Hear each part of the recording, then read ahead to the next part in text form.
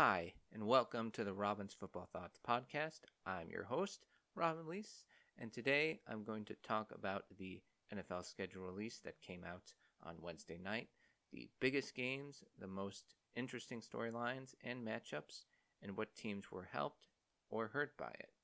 Today on the Robin's Football Thoughts podcast.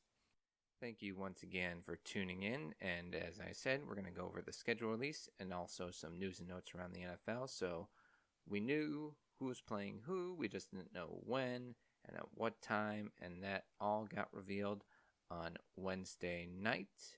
Although throughout the week, there were some great accounts on X/Twitter that were following any sort of scheduling leaks at Nerding on NFL, at Schedule Release, and at Aussie NFL, and they were able to get some of those early games out there.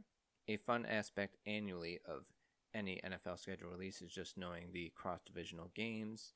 This year, AFC North goes against NFC North. That was one that the director of scheduling for the NFL, Mike North, hinted at, those games being really well rewarded by the schedule in terms of prime time and everything else, and that's what showed.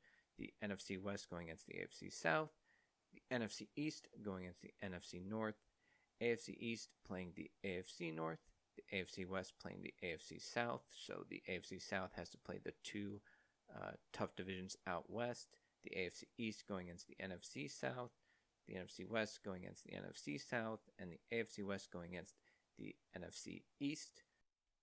The first regular season game of the 2025-26 NFL season is in Philadelphia, where the defending Super Bowl champion Eagles play against their division rival, the Dallas Cowboys, and, it's a great division rival.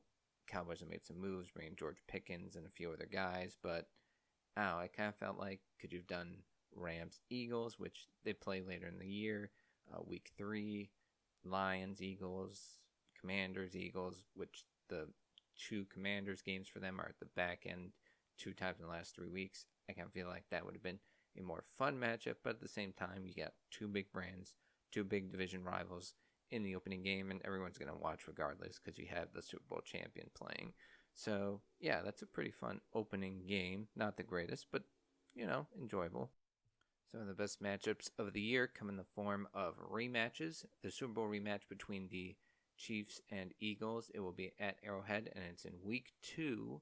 So that's getting that out of the way really quickly, but should be a fun matchup. The Chiefs will be coming back from the Brazil trip against the Chargers, and the Eagles will have about 10 days between games, and it'll be a late window game, so both teams should have adequate rest for that one. The Eagles and Rams rematch of the divisional round game, which was one of the better playoff games of the season, and it will be in Philadelphia. So Matt Stafford, who was able to throw for a bunch of yards against that defense in the snow, he gets Devontae Adams to be a running mate with Puka Nacua, so it'll be interesting to see what they can do against that secondary. The Ravens-Bills, a divisional round rematch, and it's done in Week 1. Matchup of two guys who have been the last two MVPs, and it was a close battle between Lamar Jackson and Josh Allen last year. So to start out, first week of the season in Buffalo, the opener of the last season at Highmark Stadium for the Bills before they move into the new stadium across the street.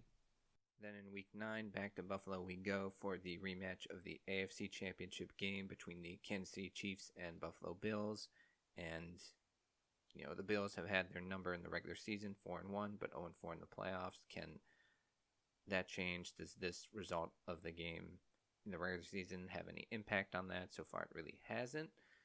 But again, Mahomes, Allen, CBS will, go to the death to protect that game no matter what, and they did it again this year.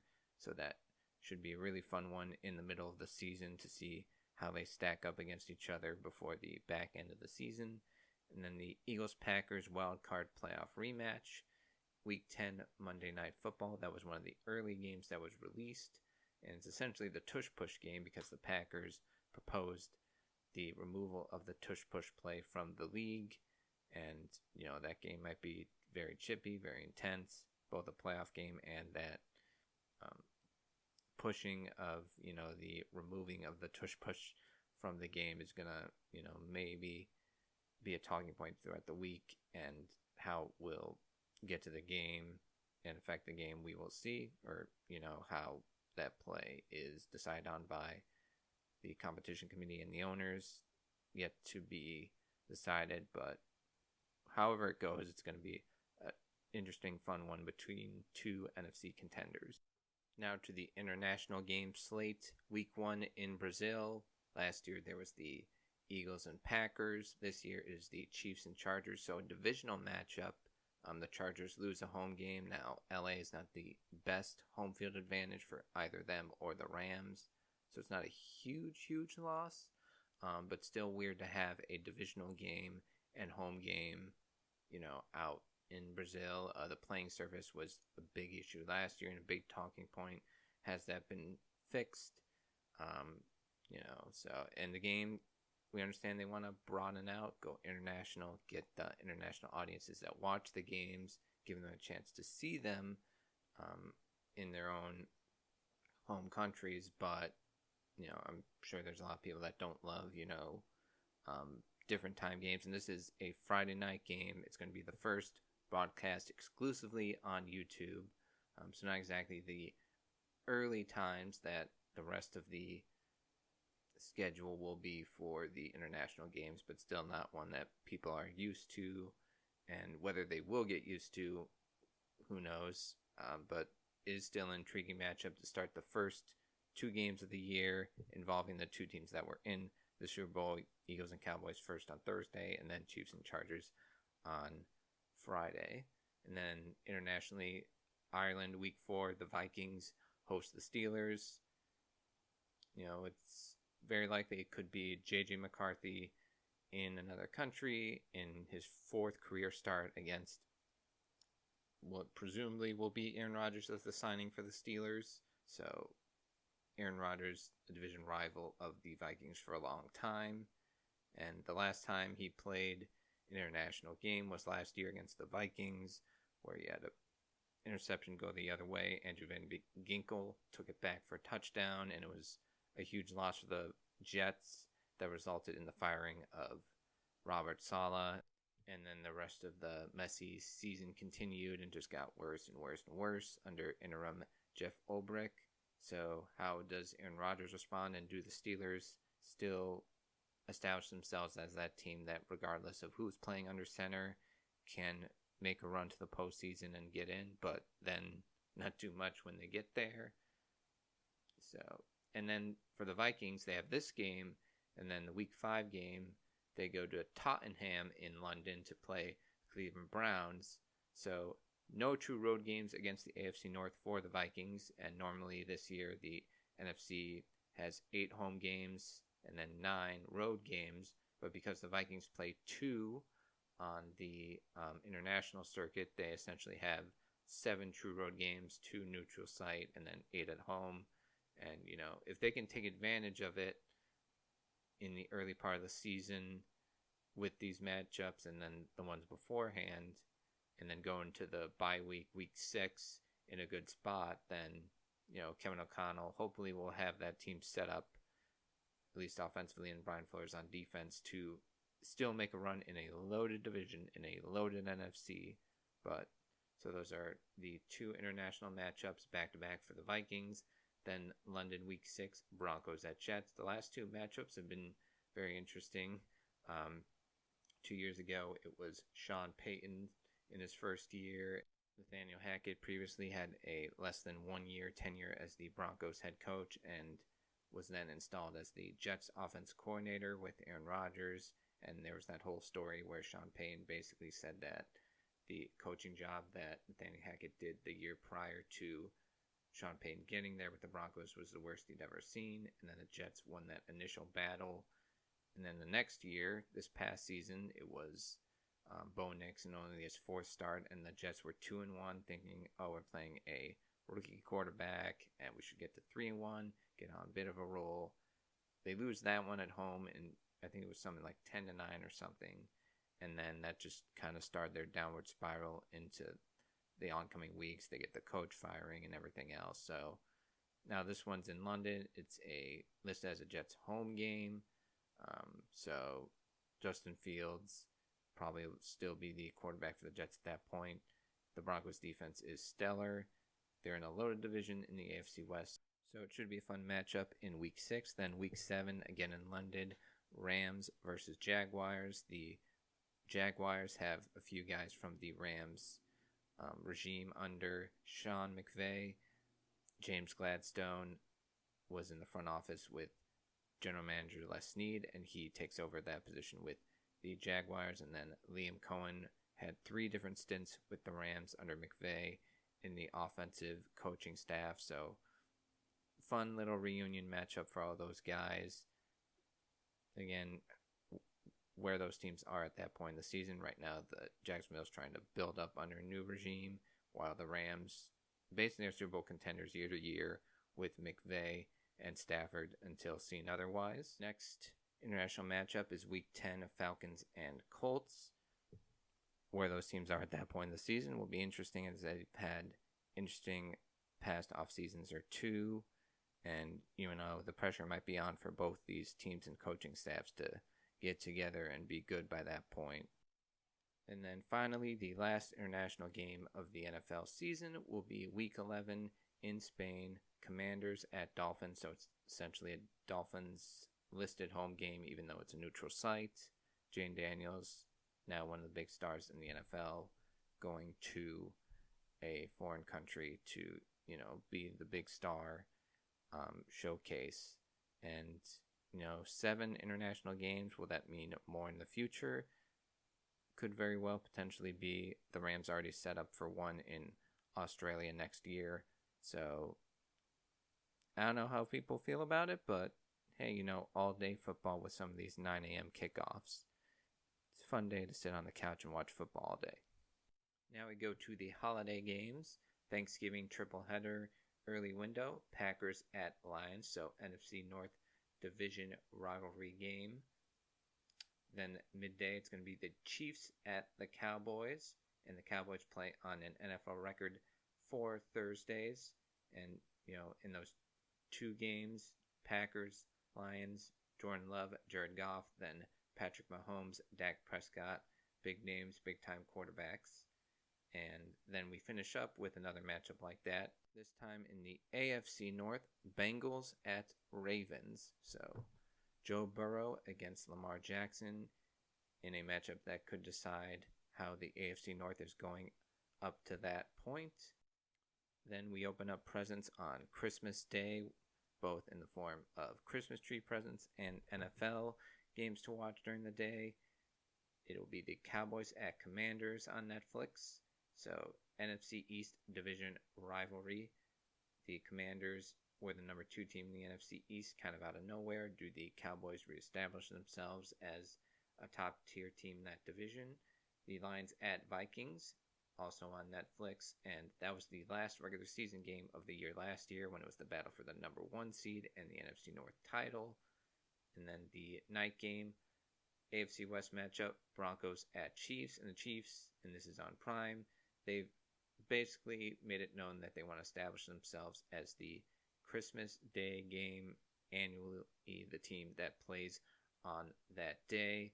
And as a result, these 6 teams, they get at least 2 or 3 extra days to rest up before the final week of the regular season. So they get anywhere between a 9 to 10 day break in between games. Now that we've gone through the holiday games, let's go to the first weekend of the regular season. The Thursday opener, Dallas Cowboys at Philadelphia Eagles, Kansas City Chiefs at Los Angeles Chargers in Corinthians Arena in Brazil. Then the Sunday slate, NFC South matchup, Tampa Bay Buccaneers at Atlanta Falcons. So the first start of the Michael Penix era for Atlanta, and they swept the Buccaneers last year, but that was with 2 supernova games by Kirk Cousins. And then AFC North matchup, Cincinnati Bengals at Cleveland Browns. Who knows who's under center for Cleveland, and Cincinnati always starts the year off in September really rough, so you would like to think they'd make sure that wouldn't happen this year, but we'll see. Miami Dolphins at Indianapolis Colts. Who's going to be the starter for Indianapolis? And Miami, off a 2 playoff seasons before this past season. Can they get back to that level? Las Vegas Raiders at New England Patriots, matchup of two last place teams who made a lot of adjustments in the offseason, including new coaches, Mike Vrabel for New England and Pete Carroll for the Raiders. Arizona Cardinals at New Orleans Saints. Could be the first game as a starter for Tyler Shuck for New Orleans, and then Arizona spent the last 3 off seasons building up their defense. Can they finally have a consistent season throughout the year for Kyler Murray and their team? Then a potential revenge game for both quarterbacks in this one.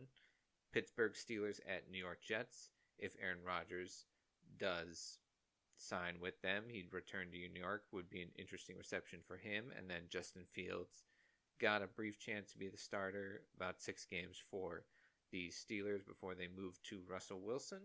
So fun little game there. Who knows what type of team we'll see for either of them. The New York Giants, who have a ridiculously tough schedule that we'll get to at some point.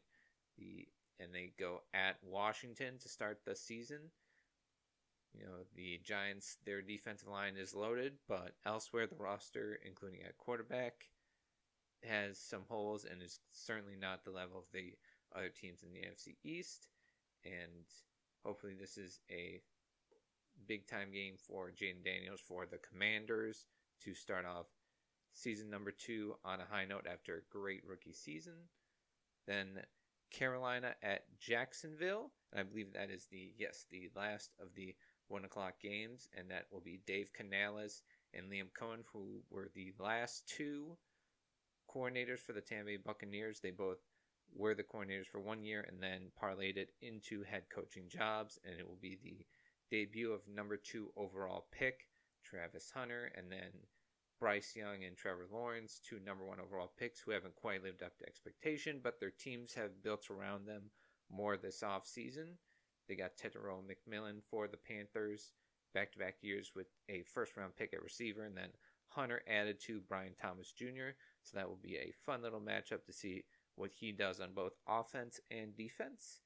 And then the 4 o'clock games, Tennessee Titans, Cam Ward going to Mile High to play the Broncos, who had a defense that led the league in sacks and then added pieces like Dre Greenlaw and first-round pick Jahdae Barron. So that could be a rude awakening, or he could surprise and do decently well. The San Francisco 49ers at Seattle Seahawks. San Francisco, a team that we'll talk about that benefited from the schedule. You know, they just have had an offseason with a lot less drama, have gotten some things settled, and then, you know, an NFC West matchup against a quarterback that used to be the backup to Brock Purdy and Sam Darnold, who's in a new spot in Seattle. Seattle wasn't the best home team last year, only 3-6 at Lumen Field, and if they can get that together, they could be a threat in the NFC West, but that will be one of the tougher divisions, and it starts right away with that one. Then the big game that CBS has, the Detroit Lions at Green Bay Packers at 4:25. This is one where the Lions swept the Packers last year, but Green Bay, healthier Jordan Love, bringing a couple of receivers like Matthew Golden, Savion Williams in the draft, getting some more pieces around him, and then 2 no coordinators for the Detroit Lions, John Morton and Calvin Shepard. How did they adjust in their first game with that setup? And then the last late game before the Sunday Nighter will be the Houston Texans at Los Angeles Rams. Nick Caley was the tight ends coach for the Rams. Now is the play caller and offensive coordinator for Houston. So fun little reunion matchup there. How does that offense look in its first game? And then Devontae Adams, Puka Nacua against the loaded defense secondary for Houston. So really great matchup of 2 playoff teams from last year. And then the Sunday Nighter, Baltimore Ravens at Buffalo Bills. Rematch of the AFC Divisional game in Buffalo last year, where the Bills edged them out by 2. And as of now, Mark Andrews is still on the Ravens, so it'll be his return to what happened with the drop pass there. And 2 MVP-level quarterbacks, 2 of the best to ever do it in this era, so that will be just an incredible way to start off the Sunday night schedule. And then the Monday night one, an NFC North matchup, Minnesota Vikings at Chicago Bears. First start for J.J. McCarthy. He won national championship at Michigan. Granted, great run game, great defense, Jim Harbaugh. But Kevin O'Connell's brought in a big-time new setup for him. And, in prime time, he gets to show. And then Ben Johnson being the new coach for the Chicago Bears, bringing in a more established system, better play calling. How does that help second-year number 1 overall pick, Caleb Williams? And that hopefully sets us up for a fun NFL season, including in the NFC North, where there could be a ton of shootouts and great games. And now we go to teams that benefited or did not benefit from the schedule. First one we go to is the New York Giants, who, even though they've done some work in the trenches and on their team overall, and, haven't exactly been silent on the off-season front, their schedule is just brutal. Begins with 2 NFC East matchups on the road at Washington, Week 1, at Dallas, Week 2. Then they go home to face the defending AFC champion Kansas City Chiefs. Stay at home in Week 4, play the Chargers. The one semi-game you can kind of feel like, okay, they have a decent shot winning is at New Orleans in Week 5. Then they return home to play the defending Super Bowl champion and their division rival, the Eagles. Then go to Denver in Week 7. Then go to Philadelphia in Week 8 to play them again. Host the 49ers, who are coming off a 4th place finish, but as hinted before, their schedule will allow them to hopefully make a comeback this year on their end. Then they go at Chicago, another team off a 4th place finish that made some improvements to their roster, new coaches. We'll see how it goes for them. Green Bay, at Detroit, at New England. So they don't have a bye until after the weekend of December 1st. So they don't have it until Week 14, which is the latest bye in the league. Then off the bye, they face Washington, Minnesota, at the Raiders. Again, a 4th place team, but they've made so much improvements to their roster and their overall organization. And then they host Dallas. So just, I don't know how many wins you give the Giants. Now again, this is all on paper, and they have the toughest opposing winning percentage in the league at .574, but that's just a tough road for them. And how long does Brian Daboll and Joe Schoen last in their positions if they start off really, really rough? When do they bring in Jackson Dart? When do they move off a Russell Wilson? Do they even examine the possibility of putting in a Jameis Winston at quarterback? Who knows? But yeah, that's going to be a tough road to hoe for the New York Giants. And then the entire NFC North, the Bears and Lions tied for 2nd toughest bye win percentage in the league. The Packers are 6th and the Vikings are 7th. Now, I think Minnesota benefits from having those 2 games against AFC North opponents in international waters, with Ireland and London games against the Steelers and Browns. But, it's going to be very tough for those teams, especially in division, and then playing the NFC East as well. But so those are some of the teams that really have it rough. For some teams that did not and actually benefit, the San Francisco 49ers, again, they have the lowest opposing winning percentage, and they have a 4th place schedule. They do begin with 2 games on the road. First at NFC West rival Seattle, and then Week 2 at the New Orleans Saints, who, again, we don't know who their quarterback's going to be. Could be Shuck, Tyler Shuck, the potentially 26-year-old rookie.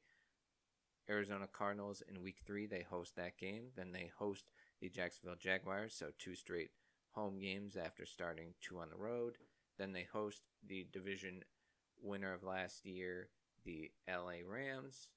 They're on the road to the Rams, and then they go at Tampa Bay. So for the first 6 are on the road. Then they host Atlanta, at Houston, at Giants, and then to start 2nd week of November, they host the Rams, then go at Arizona. So an NFC West matchup 2 weeks in a row. Then they host the Carolina Panthers, go at Cleveland. Then they also, just like the Giants, have a Week 14 bye. And then 3 of their last 4 are at home. They host Tennessee, then go at the Colts in Indianapolis, host the Bears, and then host the Seattle Seahawks. So not a ton of, elite teams, and they're used to playing on the first place schedule. The elites like the Kansas Cities, the Buffaloes, the Detroits, the Philadelphias. And with those games not on there, and again, less of a drawn-field offseason, you got to feel pretty good about at least improving a decent amount from the 6-11 season. They brought back Rob Saleh, and there's one move they recently made, which we'll talk about at some point. But yeah, that schedule is really, really helpful. And then the team that I root for the most, the Buffalo Bills, among contenders, probably one of the weaker schedules, at least teams who are planning to make a Super Bowl run have in recent years, or at least gotten close to it. And then, they start out, again, their first one's a tough one, but it is at home. And like a lot of their schedule, their tougher games are at home where they were undefeated last year. They host the Baltimore Ravens on Sunday night, then at the New York Jets in Week 2 with a new coaching staff and quarterback. Who knows? Thursday night, they host Miami. Then they host New Orleans in Week 5. And then in Week 4, they host New Orleans. And then Week 5, they host New England in a Sunday night game. So their 3 first home games of the year are night games. And normally you're used to, in Buffalo, those 1 o'clock Sunday games. But with how big they are, the final season at Highmark, and a bunch of their opponents on schedule, I think the idea that you could get used to that still being a thing is, unfortunately not as big a thing, but night games are fun. And then they go at Atlanta, so 4 of the first 5 at home, and then kind of an earlier bye than they're used to from the past 2 years, but with the suspensions of defensive linemen Michael Hoyt and Larry Ogunjobi through the first 6 games, you allow, with that Week 7 bye, to kind of be able to configure the roster. Okay, how do we get down to 53? Because you're technically at 55 with those guys suspended for the first 6. And then, they get a ramp-up period where they're still with the team the 2 weeks prior to the suspension ending. So they can kind of configure the roster and have some extra time to do it. And then they return from the bye in Week 8 to go at Carolina, then host the Chiefs in the AFC Championship rematch, go at Miami in Week 10, host Tampa Bay, Week 12 at Houston on a Thursday night, then go to Pittsburgh the next week, host Cincinnati first weekend, or the first Sunday in December, then go at New England, at Cleveland, and then finish up the last 2 games of the regular season at home versus the Philadelphia Eagles and then the Jets. So it sets up where if they have the division title, like they've had the past few years, and a high seed, they can basically stay at home for the last pretty good end of the season, at least like 3 to 4 weeks, to a month or so at home. And hopefully they're able to take advantage of that. Now they have to do it and not just rely on, we've done it before, this is on paper, we're good. But, the way that schedule sets up, except for, 4 road games in 5 weeks, kind of in the middle point of the season, you still feel pretty good about what they're capable of doing based on what they've done in the past and what they've established. With all of the schedule talk now out of the way, let's talk about some of the news and notes that have trickled in around the league.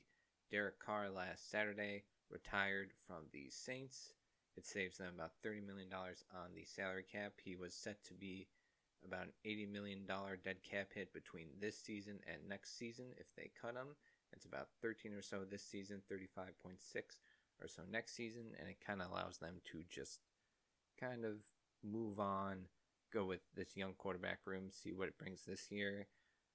I'm not sure how much confidence you have in them being any sort of contender this year with a rookie head coach and young quarterback in the mix, and not the greatest roster, but now they can kind of move off that transaction that didn't quite work out for him or the team, and then just kind of go from there. Cleveland Browns linebacker Jeremiah Owusu-Koramoah has been placed on the physically unable to perform list with a neck injury, so he will not play the entire 2025 NFL season. And this is a case of, unfortunately, an injury basically maybe shortening or ending the career. Yet to see if he'll be able to recover, but a guy that was one of the best young linebackers in the league, second-round pick out of Notre Dame that really proved himself and got at least a good enough contract to set him up for the future. But, we'll have to keep an eye on the recovery, see if he comes back at some point. But that's, again, just a sad situation for him and the team. Gabe Davis was released from the Jacksonville Jaguars. New regime with James Gladstone and Liam Cohen coming in. And at receiver, you have Brian Thomas Jr., Travis Hunter drafted. Parker Washington was a good slot when Christian Kirk, who they traded away, was hurt last year. So Parker Washington in the slot. And then they brought in De'Ami Brown from the Washington Commanders. So it was going to be a tough way to try and bring him in as a receiver anyway. And they eat a decent amount of dead cap, $20 million between the next 2 years. But, it was a situation where new regime comes in and they want their own guys. And he's gotten free agent visits with both the San Francisco 49ers and New York Giants. The Giants have his old offensive coordinator, Brian Daboll, in Buffalo. He was their offensive coordinator now in his 4th year as head coach with the Giants. So some familiarity there. Maybe that could be a reason for him joining potentially and adding some depth. And then the Jaguars signed tight end Quinn Morris. He was a free agent from the Bills, had been there for 4 years as the number 3 tight end, and he's a great blocker, special teamer, occasionally makes a big catch in some games for the Bills, a couple touchdown catches the last 2 years. So he will add to that tight end room, which is now led by Brenton Strange. Hunter Long and Johnny Munt were brought in there to be blocking tight ends as well. So they're kind of shifting from more of a, Evan Ingram was kind of like the flex guy. They moved around, threw a lot of quick passes to being a more physical, run-dominant team in terms of the use of the tight end position. So Jacksonville kind of making some interesting changes there. Trey Hendrickson, who led the league in sacks last year, he states that there's been no communication between his camp, his agents, and the Cincinnati Bengals on a new contract, and he won't play on the current contract.